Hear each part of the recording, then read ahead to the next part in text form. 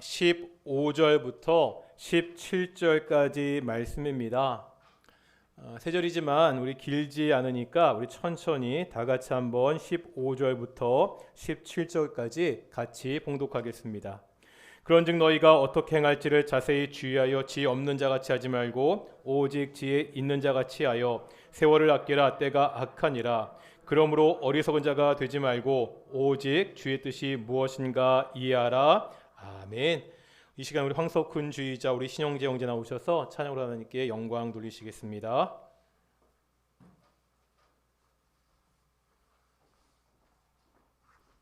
참 감사합니다. 작년과 올해 참 찬양대회가 여러 가지로 힘든 상황 속에서도 여러 가지 방법으로 하나님께 찬양 올릴 수 있어서 정말 감사합니다. 지금 정부에서 이야기하는 거 들어보면 한 11월 정도부터는 조금은 더 우리가 예전처럼 예배를 할 수 있을 건데 아마 그때는 찬양대도 좀 낮을 것 같은데요. 참 어렵지만 그래도 열심히 하나님을 찬양하는 그 모습 너무 감사합니다. 어저께 한 예능 프로그램에서 오징어 게임에 나왔던 오영수라는 배우가 이런 말을 했습니다. 자기가 가장 좋아하는 단어가 아름다운이라는 단어라고 이야기하더라고요. 그러면서 아름다운 공간에서 아름다운 시간에 아름다운 사람들과 함께해서 정말 기뻤다. 그런 소감을 이야기했습니다. 아름답다는 말을 평소에 잘 사용하지 않잖아요. 오늘 우리가 앞뒤 자분들 한번 이렇게 인사하겠습니다. 유튜브에서 예배하시는 분들도 인사하실 텐데, 당신은 참 아름다운 사람입니다. 한 번 더 인사하겠습니다. 참 아름다운 예배 되세요. 아멘. 한국 사람은 지혜라는 말을 좋아합니다.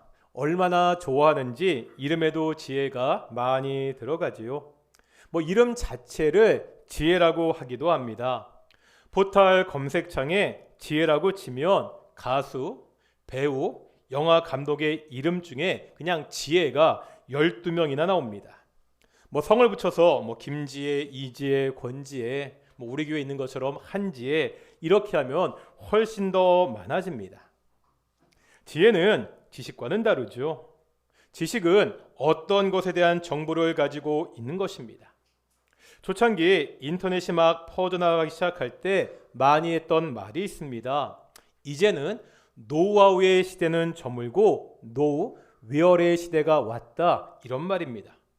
노하우는 이를 위한 특별한 지식입니다. 예전에는요, 이 지식이라는 것이 사람의 경험으로 쌓였습니다. 하지만 인터넷 시대가 되면서 이제 지식은 인터넷에서 찾아볼 수 있게 되었습니다. 이제는 지식을 쌓는 것보다 내가 필요한 지식이 어디 있는지를 찾는 것이 더 중요하다. 그래서 무엇을 아느냐를 의미하는 노하우보다는 필요한 지식이 어디 있느냐를 의미하는 노웨어가 더 중요하다. 이런 식으로 이야기했습니다. 그래서 정보 검색대 같은 것도 있었습니다. 사람들이 일반적으로 잘 알 수 없는 문제를 내고요. 누가 빨리 인터넷에서 답을 찾느냐, 그것을 겨루는 대회가 있었습니다. 하지만 오늘날은 이것도 별 의미가 없습니다. 인터넷 초창기에는 내가 원하는 정보를 찾는 것이 쉽지 않았습니다. 요즘은 다르죠. 검색 엔진이 너무나 잘 되어 있습니다. 원하는 정보를 너무나 쉽게 찾을 수 있습니다. 심지어 동영상으로도 볼 수 있습니다. 예전 세대들은 음식을 하려면 엄마 찬스를 이용했습니다. 요즘은요, 유튜브 찬스를 이용합니다. 오늘날은 단순하게 지식이 많은 것은 중요하지 않습니다. 이 지식을 통합해서 판단하는 통찰력이 요구됩니다. 세상은 이런 통찰력을 지혜라고 부릅니다. 성경도요, 지혜를 아주 중요하게 생각합니다. 지혜라는 단어가 신구약을 합쳐서 434번이나 나옵니다. 지혜서라고 불리는 성경도 있죠. 어떤 책이죠? 욥기, 잠언, 전도, 이런 성경책을 지혜서라고 부릅니다. 또 우리가 시편을 보면 많은 시들이 지혜의 시다 이렇게 분류되기도 합니다. 성경이 말하는 지혜도요, 통찰력을 이야기합니다. 그런데 이 통찰력의 근원이 다릅니다. 성경이 말씀하는 지혜의 특징을 알기 위해서는 우리가 솔로몬의 이야기를 살펴볼 필요가 있습니다. 솔로몬의 별명이 있지요. 지혜의 왕이라고 합니다. 솔로몬이 어떻게 이렇게 지혜를 얻게 되었는지 우리가 어려서부터 많이 들어 알고 있지요. 솔로몬은요, 왕이 되고 기브온에서 하나님께 제사를 드립니다. 이 제사의 규모가 대단했지요. 어떤 번제라고 이야기하죠? 일천번제. 여기서 말하는 일천번제가 1000일 동안 매일 드린 제사다, 이런 것은 아닌 것 같습니다. 1000일 동안 국가 경영을 중단하고 제사만 드릴 수가 없습니다. 1000마리의 제물을 드렸다, 이렇게 보는 것이 좋습니다. 말이 1000마리지 엄청난 양입니다. 이 많은 제물을 번제로 드리기 위해서는 꽤 여러 날이 걸렸을 것입니다. 이렇게 하나님을 찾는 솔로몬의 모습에 하나님이 응답하시죠. 뭐라 말씀하시죠? 솔로몬아, 네가 원하는 것이 무엇이냐? 엄청난 축복 아닙니까? 우리가 어릴 때 동화책에서 봤던 거잖아요. 요정이 나타나서 소원을 말해봐. 3가지 소원을 들어주겠다. 이런 상상 해보지 않으셨습니까? 그런데 지금 솔로몬은 꿈이 아니라 상상이 아니라 현실입니다. 그것도 전능하신 하나님이 직접 나타나셔서 소원을 말해 보라고 말씀하고 있습니다. 인생에 다시 올 수 없는 엄청난 기회이죠.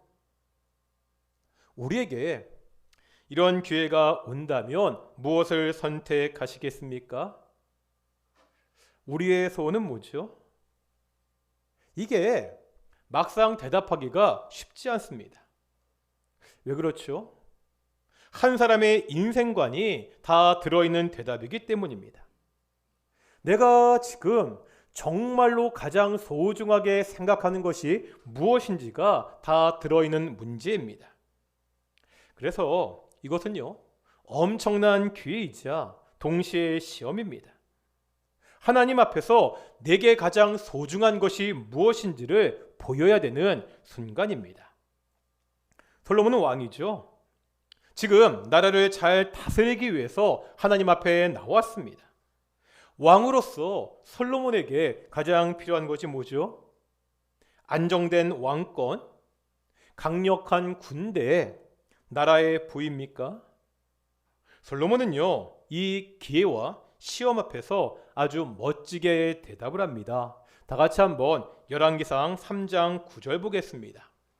구약성경 514페이지 열왕기상 3장 9절입니다. 514페이지입니다. 구약성경.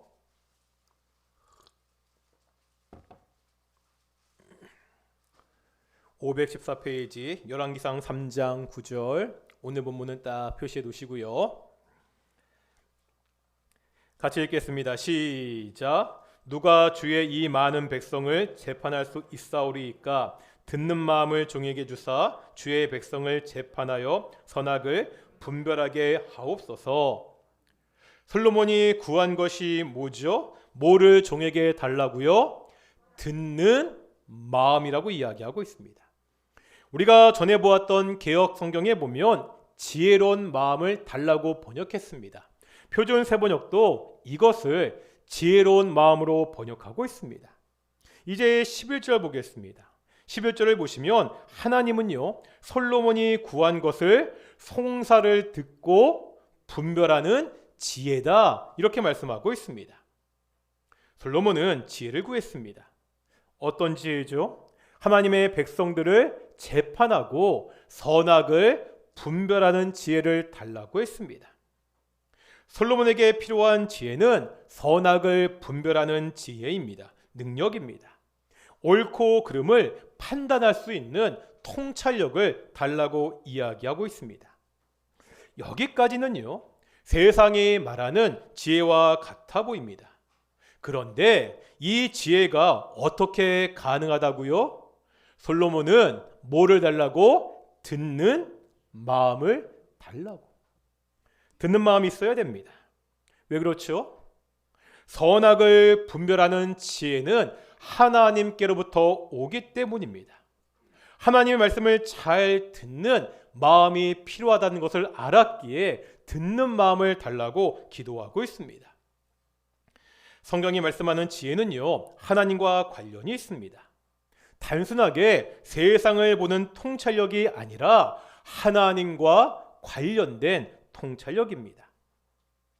오늘 본문을 통해서도 확인할 수 있습니다. 오늘 본문에 보면 바울은 성도들에게 지혜 있는 자같이 하라고 말씀하고 있습니다.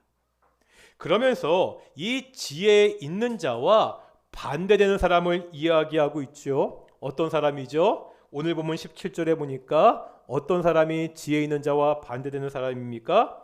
어리석은 사람입니다.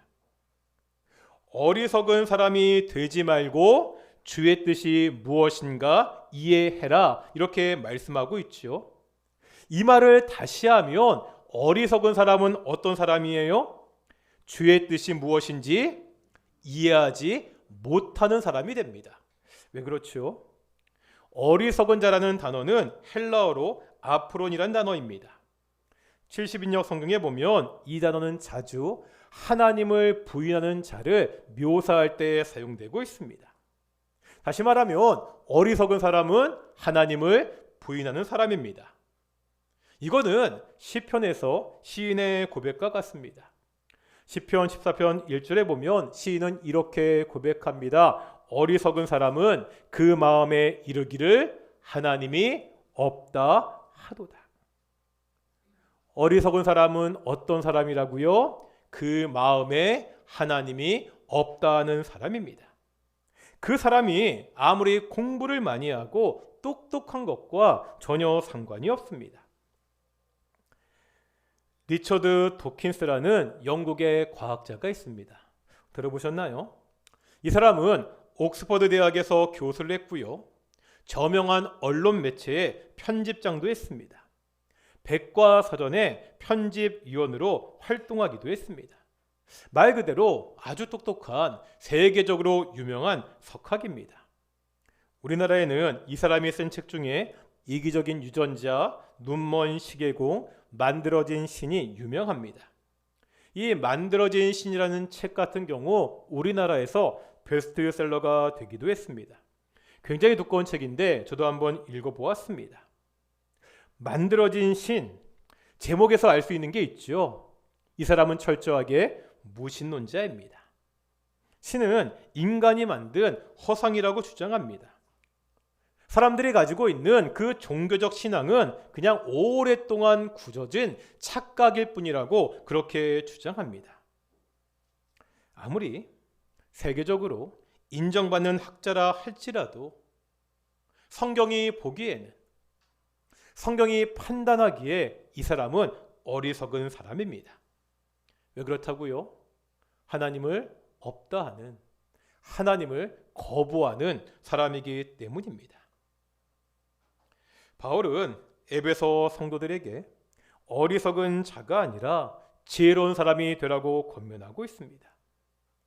앞에서도 성도들이 어떻게 살아야 되는지 계속해서 이야기했었죠. 우리 4장 24절 보실까요? 한번 정리해 보겠습니다. 4장 24절입니다. 읽겠습니다. 시작. 하나님을 따라 의와 진리의 거룩함으로 지으심을 받은 새 사람을 입으라.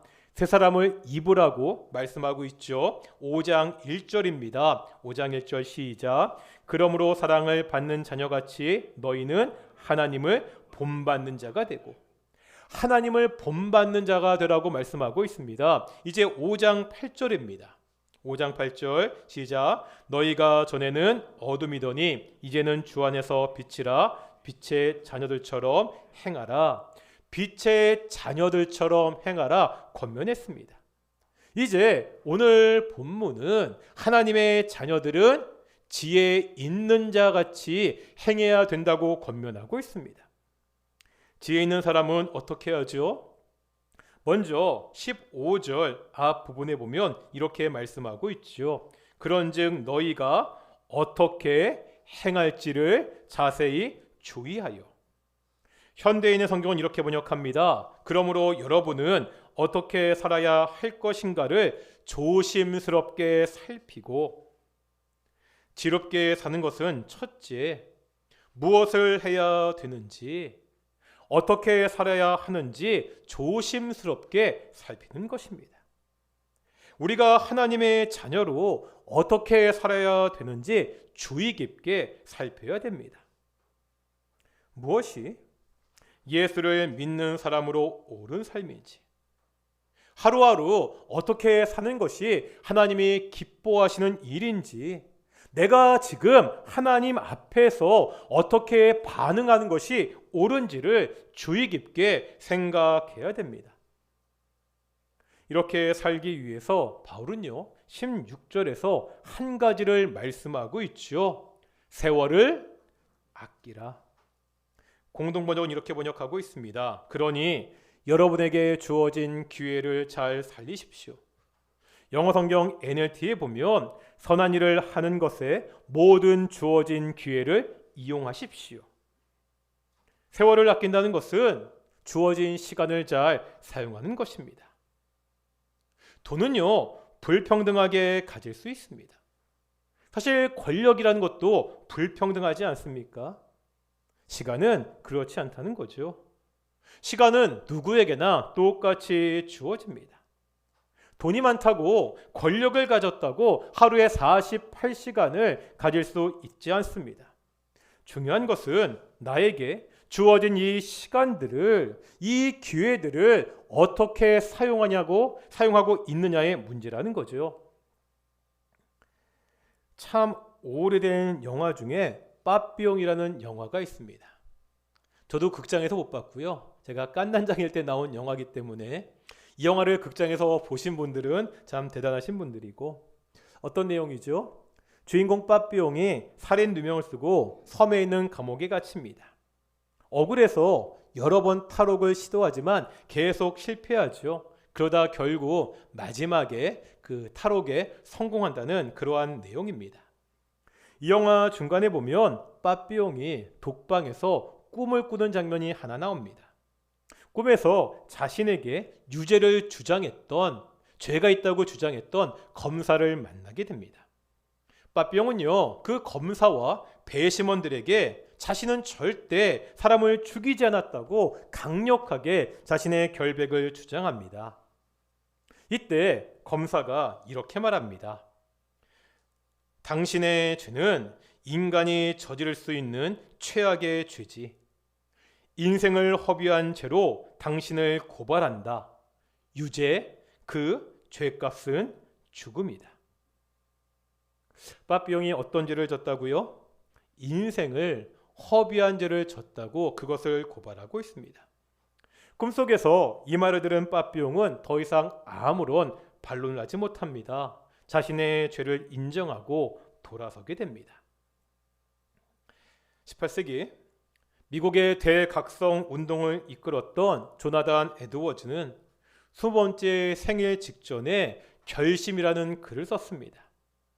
그 결심 70번째 항목에 보면 이렇게 되어 있습니다.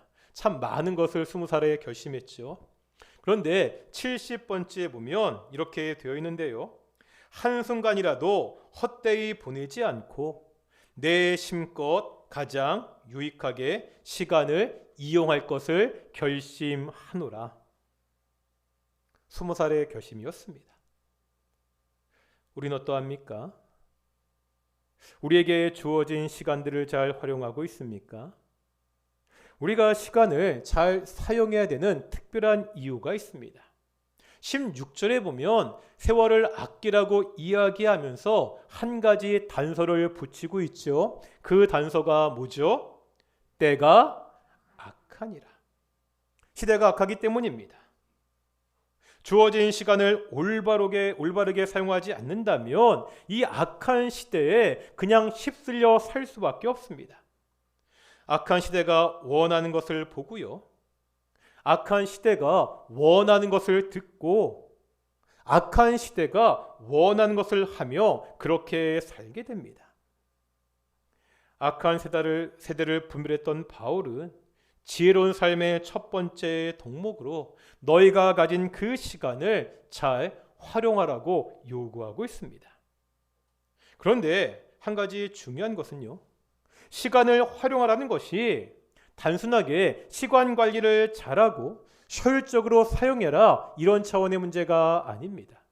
이거는 세상도 요구하는 거죠. 우리는요, 우리가 가진 돈이, 재물이 하나님의 것이라고 고백합니다. 그렇다면 우리의 시간 역시 누구의 것입니까? 하나님의 것입니다. 시간도 하나님의 뜻대로 하나님의 것처럼 사용해야 됩니다. 악한 일도 아니고요, 무익하고 헛된 일이 아니라 하나님을 섬기고 이웃을 섬기는 일에 그 선한 기회를 사용하라고 오늘 본문은 말씀하고 있습니다. 때가 악합니다. 우리에게 주어진 모든 기회를 통해서 선한 일을 하는 귀한 동인의 성도들이 되시기를 축원합니다. 이제 지혜롭게 사는 사람이 어떤 사람인지 두 번째 모습을 보겠습니다. 17절입니다. 17절 보실까요? 읽겠습니다. 시작. 그러므로 어리석은 자가 되지 말고 오직 주의 뜻이 무엇인가 이해하라. 앞에서 하나님과 관계없이 사는 사람이, 하나님을 거부하는 사람이 어리석은 사람이라는 것을 보았습니다. 어리석은 사람은 주의 뜻이 무엇인지 이해하지 못하는 사람입니다. 그렇다면 반대로 이제 지혜로운 사람은 주의 뜻이 무엇인지 알고 이해하는 사람이라는 거죠. 하나님의 뜻을 아는 것은 매우 중요합니다. 앞에서 솔로몬을 보았죠. 솔로몬의 지혜는 듣는 마음, 하나님께로부터 온 것이었습니다. 이 땅에서 우리가 분별 있고 통찰력 있게 살기 위해서는 무엇보다도 하나님의 뜻을 알아야 됩니다. 하나님의 뜻을 알고 그대로 행하는 것을 지혜라고 말씀하고 있습니다. 그래서 우리 골로새서 1장 9절 한번 보실까요? 에베소서 다음에 골로새서 1장 9절입니다. 신약성경 324페이지입니다. 구약성경 324페이지 골로새서 1장 9절 보시겠습니다. 읽겠습니다. 시작. 이로써 우리도 듣던 날로부터 너희를 위하여 기도하기를 그치지 아니하고 구하노니 너희로 하여금 모든 신령한 지혜와 총명에 하나님의 뜻을 아는 것으로 채우게 하시고. 아멘. 이것은 골로새 성도들을 위한 바울의 기도입니다. 바울은요, 너희를 위하여, 성도들을 위하여 기도하기를 그치지 않고 있습니다. 그러면서 기도하는 게 있는데 그 기도하는 내용이 뭐죠? 하나님의 뜻을 아는 것으로 가득 채우기를 위해서 기도하고 있습니다. 우리가 어떻게 하나님의 뜻을 알 수 있습니까? 우리가 어떻게 나를 향한 하나님의 그 뜻을 이해할 수 있지요? 하나님은 이미 자신의 뜻을 보여주셨습니다. 그것도 너무 엄청나게 많은 양으로 하나님의 뜻을 우리에게 보여주셨습니다. 그게 뭐지요? 그게 성경입니다. 신구약 성경 66권 1189장 31,173절로 하나님은 당신의 뜻을 우리에게 보여주셨습니다. 성경은 단순한 종교 경전이 아닙니다. 하나님의 뜻을 우리에게 보여주고 가르쳐주는 책입니다. 이 말이 성경이 제비뽑기 점쟁이의 책이 아니라는 겁니다. 성경을 점쟁이의 책처럼 이용해서는 안 됩니다. 이것에 대한 오래된 유머가 있지요. 다들 한번 들어보셨을 텐데 이런 내용입니다. 한 젊은 그리스도인이 규칙적으로 성경을 읽고 공부한 일에 매우 게을렀습니다. 그래서 생각해낸 것이 있습니다. 현관 신발장 위에 성경책을 놓았습니다. 아침에 출근하기 전에 집을 나설 때 성경책을 착 펼칩니다. 그래서 그때 가장 먼저 내 눈에 들어온 구절을 오늘 하나님이 주신 말씀으로 받아 살겠다, 그렇게 결심합니다. 오늘 아침 분주하게 집을 나서면서 습관적으로 신발장 위에 성경책을 펼쳤습니다. 그런데 그때 가장 먼저 들어온 구절이 마태복음 27장 5절, 유다가 은을 성소에 던져놓고 물러가서 스스로 목매어 죽은지라. 이상하잖아요. 이런 말씀을 하나님이 주실 수가 없다, 믿을 수가 없어서 다시 한번 펼쳐보기로 했습니다. 두 번째 펼쳐서 나온 말씀이 누가복음 10장 37절, 예수께서 이르시되 가서 너도 이와 같이 하라. 굉장히 불안해졌습니다. 3번 마지막이다. 한 번 더 성경책을 펼치기로 마음먹습니다. 세 번째 펼쳐진 성경 말씀의 내용이 요한복음 13장 27절, 예수께서 유다에게 이르시되 내 하는 일을 속히 하라 하시니.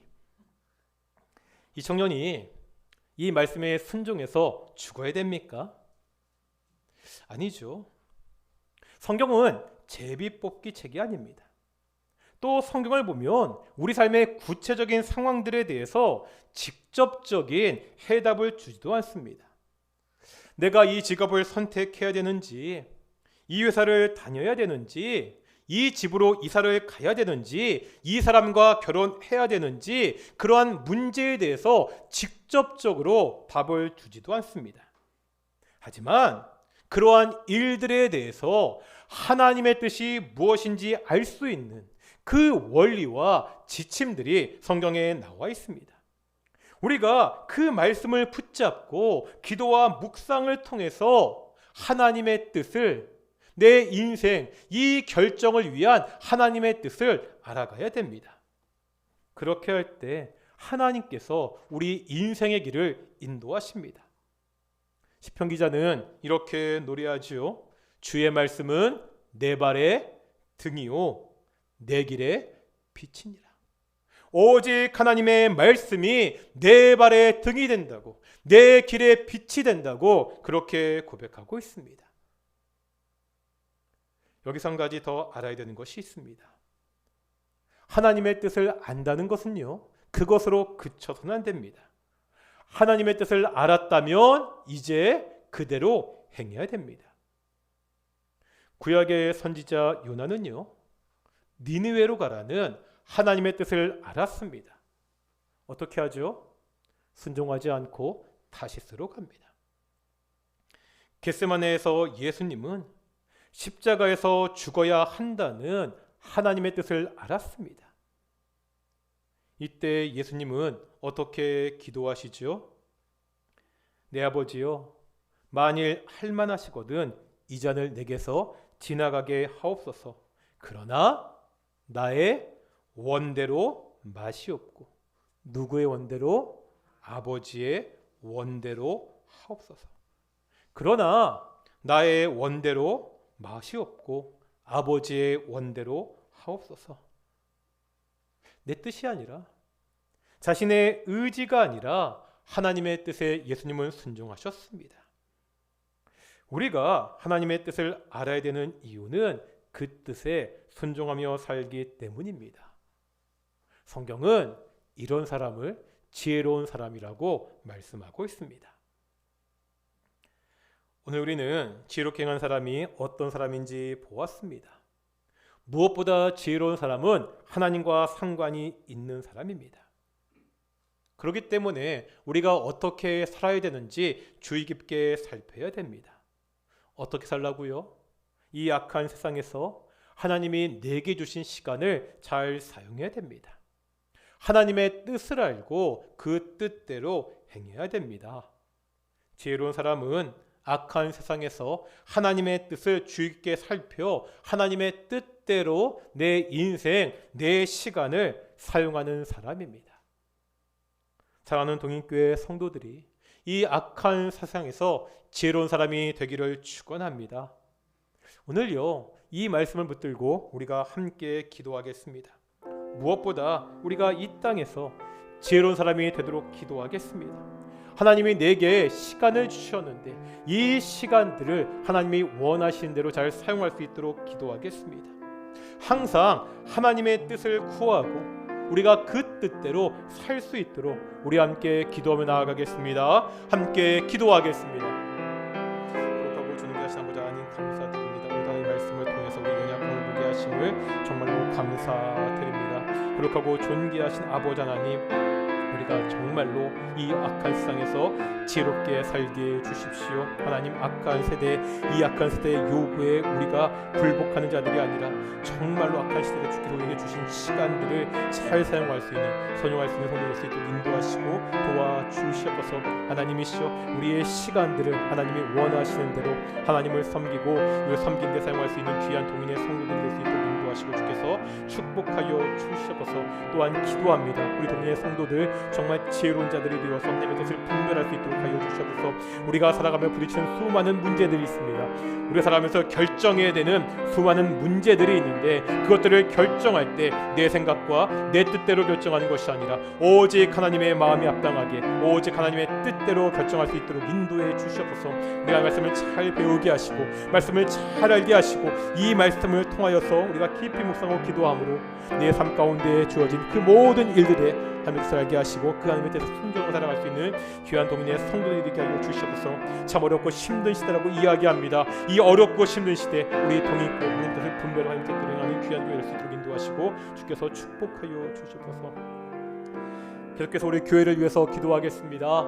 2021년 이제 마무리하고 새해를 시작하고 있습니다. 코로나19 때문에 아직까지 참 여러 가지로 막막한데 오늘 성경의 말씀과 같이 우리 교회에 지혜를 주십시오. 담임 목사인 저를 위해서 기도해 주십시오. 제가 하나님의 지혜로 이 교회를 잘 섬기고 내년을 잘 준비할 수 있도록 우리 장로님, 우리 교육자 정말 하나님이 주신 지혜로 이 모든 어려운 상황을 잘 준비하고 대처할 수 있도록 교회를 위해서 기도하겠습니다. 우리 교회 지체들 위해서 기도하겠습니다. 여러 가지 병 중에 힘들어하는 지체들이 있습니다. 그 아픈 곳에 주께서 손 내밀어 주셔서 그 아픈 곳을 치료해달라고 그렇게 기도하겠습니다. 한 가지 더 기도할 때 새벽에도 기도했지만 우리 김태관 집사님 처형 코로나19로 확진돼서 치료받고 있는데 좀 상태가 좀 많이 안 좋은 가운데 있습니다. 몸이 불편해서 확진을 받은 상태이기 때문에 그 아픈 것들이 속히 치료되도록 기도해 주시고 오늘 이른 아침에 갑자기 제가 카톡을 받았는데 대천교회 이은희 전도사님이라고 여전사님 계시거든요. 그분도 2주 전에 코로나 확진이 되었는데 지금 상태가 많이 안 좋으시다고 자가호흡이 힘들어서 그 기도에다가 인공호흡할 수 있는 그 수술을 하고 그런 상황에 있는데 아직 그 40대 후반인 젊은 전도사님인데 굉장히 힘든 시간을 보내고 있습니다. 우리 김태관 집사님, 우리 처형을 위해서 우리 대천교회 이은희 전도사님 회복될 수 있도록 우리 함께 기도 나아가겠습니다. 함께 기도하시겠습니다. 그렇다고 존귀하신 아버지 하나님, 우리 교회를 위해서 기도하기를 소망합니다. 아버지 하나님, 우리 동익교회도 이제 2022년을 준비해야 되는데 참 어려운 시대 이 코로나19의